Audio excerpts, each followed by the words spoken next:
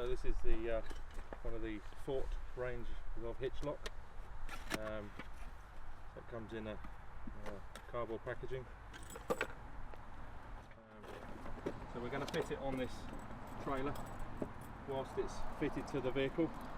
So ideal if you stop at motorway services, or you just want to lock it up in a car park. Insert your key into the lock, turn it half a turn, your lock splits apart, then you can just push it together over the hitch.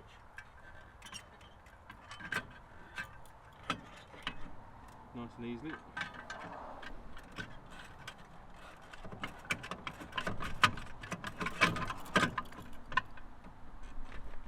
Squeezing the lock together, and then just half a turn back on the key, and then that's locked on there. So that's now locked onto the towing vehicle.